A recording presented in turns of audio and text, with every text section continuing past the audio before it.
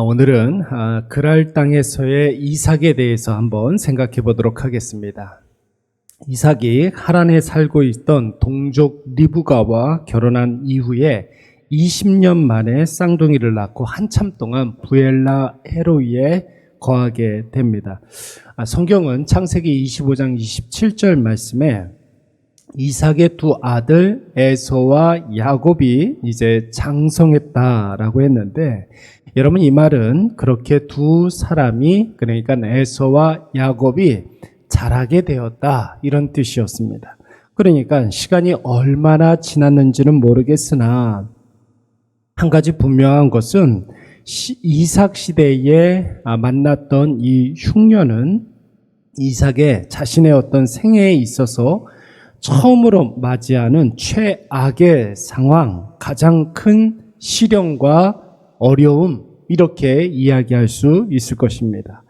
에서와 야곱이 장성했다고는 했지만 여전히 이 아브라함 가문의 이 가장은 이삭이었기 때문에 이삭은 이 최악의 흉년 그리고 엄청난 시련 앞에서 최후의 결단을 내려야만 했습니다.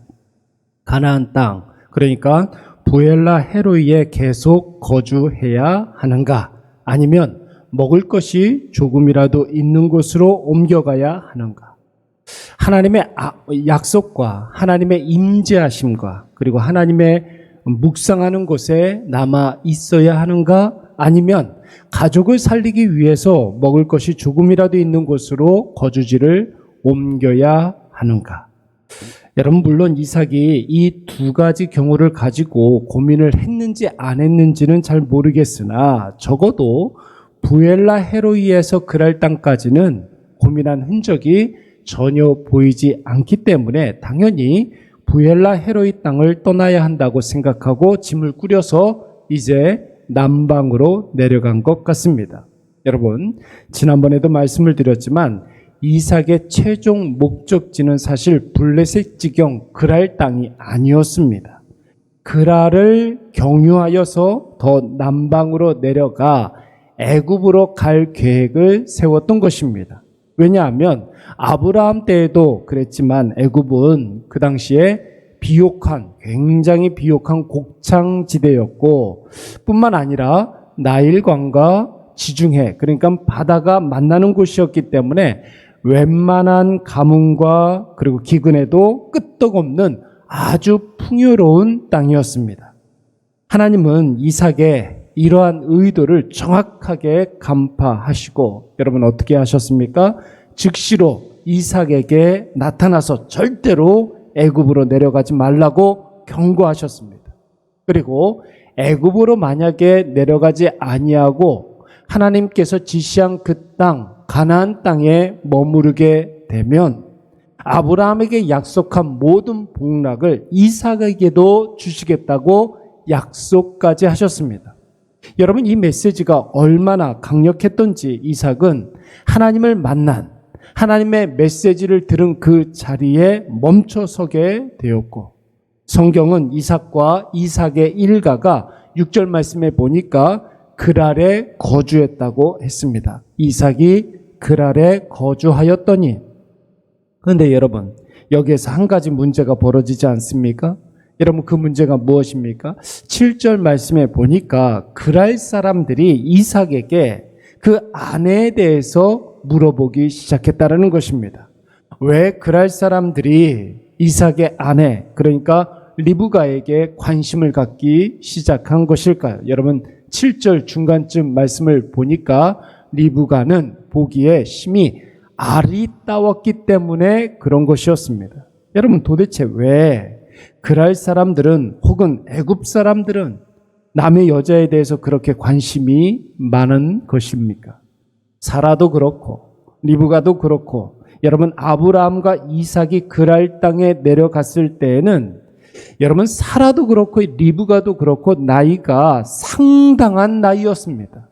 도대체 그랄 사람들은 무엇을 보고 사라와 리브가가 아리따웠다고 판단한 것일까요? 여러분, 이 질문에 대해서 많은 학자들은 사라와 리브가가 여러분 그랄 출신이 아니잖아요. 애굽 출신이 아니라 하란 출신이었습니다. 여러분, 하란은 그랄 땅보다 훨씬 더 북쪽에 있는 땅이었고, 그랄 사람들에 비해서, 애굽 사람들에 비해서 상대적으로 피부색이 여러분 하얀색을 띠는 사람들이었습니다. 그에 반해 그랄 사람들 혹은 애굽 사람들은 아프리카에 가까운 사람들이었기 때문에 피부톤이 검은 쪽에 더 가까운 사람들이었습니다. 그러니까 여러분, 좀처럼 볼 수 없는 피부색이 하얀 여인을 보게 되니까 자동적으로 눈이 갈 수밖에 없었던 것입니다.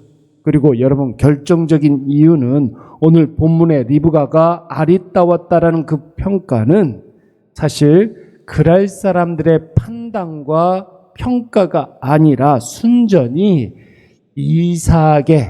이삭이 가지고 있었던 염려와 걱정이었던 것입니다.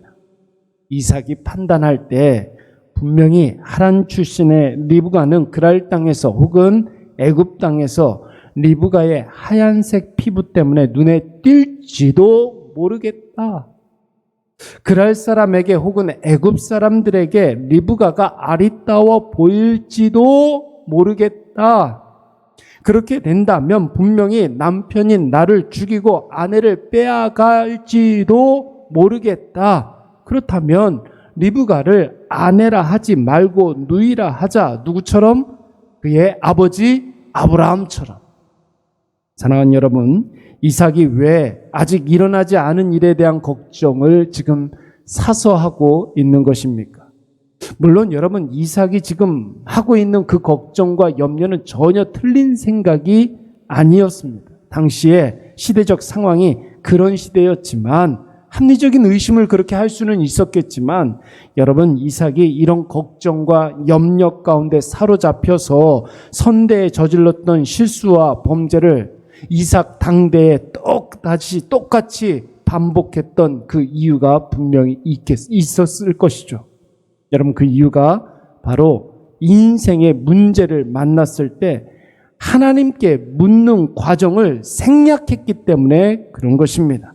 너무 문제에만 매몰되어서 함몰되어서 이 문제에서 빨리 벗어나고 싶은 생각에 개인적인 생각이 앞섰던 것이고 다른 사람들이 하는 대로 하는 것이 맞다라고 생각했던 것입니다. 눈앞에 보이는 해결책만 쫓아가다 보니까 하나님의 언약의 계승자로서 자신의 정체성을 망각하게 된 것이고 또 자신이 해야 할 일들을 뒷전에 밀어놓고 생각나는 대로 행하니까 세상 사람들이 하는 고민을 이삭도 똑같이 하게 되었던 것입니다.